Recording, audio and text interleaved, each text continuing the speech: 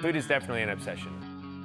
You know, in some ways it's a good thing. Like, I get to deal with produce and I get to deal with proteins and amazing producers of all that stuff. And previously I would just like have a needle in my arm shooting heroin and cocaine. This is definitely a healthy outlet for my obsession. Hi, I'm Matt McCallister. I'm chef and owner of FT33 and soon to open Filament in Deep Ellum.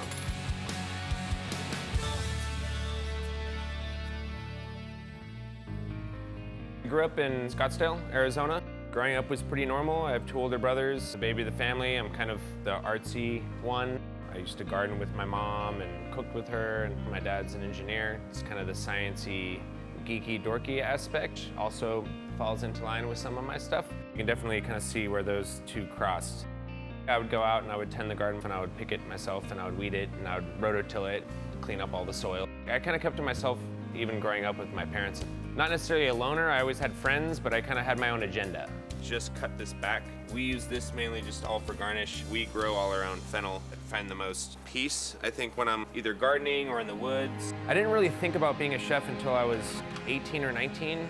I was too messed up on drugs. I was shooting heroin and cocaine for about 6 years. Whatever other ambitions I had, art or food or music or anything like that, were all kind of out the window at that point. I knew I would eventually die. Literally one day when I was getting high, I was like, this is my, essentially I just knew that that was my last day using. I came to Dallas to clean up and get sober. I got into doing landscaping with a buddy of mine. So back to horticulture, right? It's always followed me in my life. My very first kitchen job in a serious kitchen actually was at Steve Powell's. I actually had a warrant out for my arrest. And so on my application, when I filled it out, it says, have you ever been convicted of a felony? I put a question mark. So the chef was all like, so what exactly does that mean? I was like, well, technically I haven't been convicted. Worked in the salad station and then worked my way around the line. Within 3.5 years, I was the executive chef. That was terrifying. I never went to culinary school, right? So I never had any formal training. I felt the whole time like I was behind. Like I had wasted this period of my life, and so I just had this like, I need to catch up to everybody, I need to catch up, I just need to read, I need to learn as much as possible about this.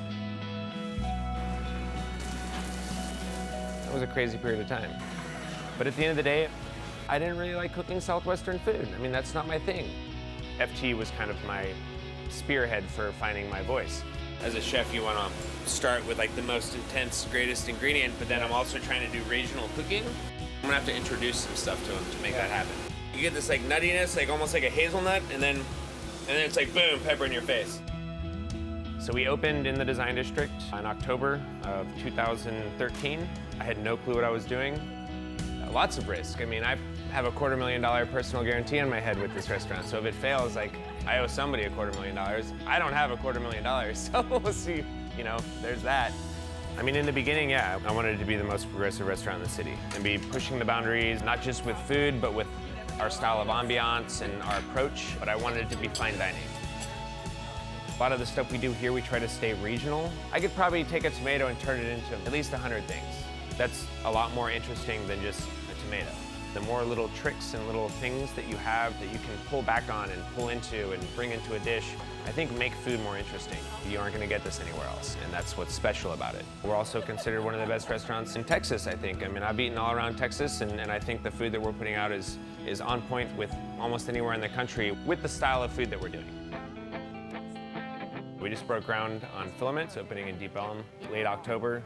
So that's Southern Bistro. We'll still have the same philosophy with food in sourcing and procuring really great ingredients and doing our best job and getting the best product possible. But that's gonna be more regionally focused.